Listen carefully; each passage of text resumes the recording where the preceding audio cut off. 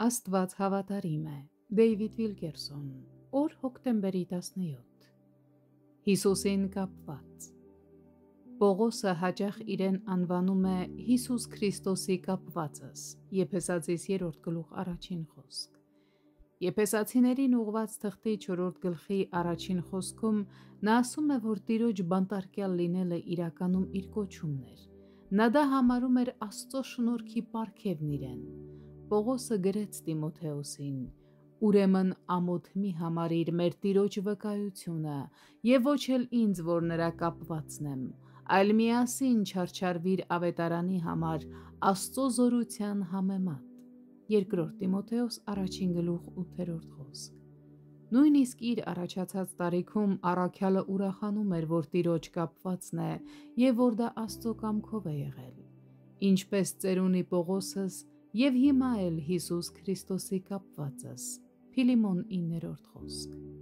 Պողոսը կարող էր ձեզ ճշգրիտ ասել,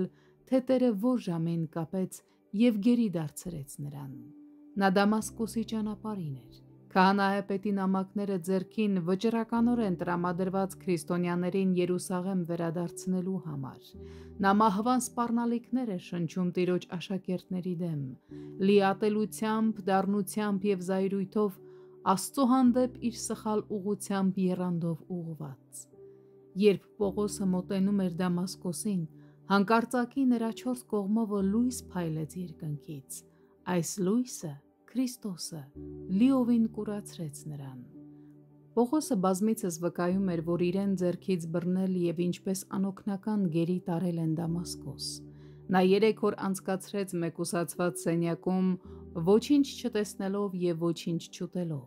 Նա ամբողջովին գերի էր ընկել և կապվել հոգով, շնչով, մտքով և մարմնով։ Ինչ էր կատարվում այդ սենյակում 3 օր շարունակ։ Տերը կապեց Սողոսին և նրան դարձրեց Պողոս, Հիսուս Քրիստոսի կապվածը։ Դուք գրեթե կարող եք լսել նրա տանջալից աղոթքը. «Օ Տեր, ես կարծում էի, թե կատարում եմ քո կամքը։ Ինչպես կարող էի այդքան կույր լինել։ Ես արել եմ այն ամենը, ինչ կարծում էի, թե ճիշտ է։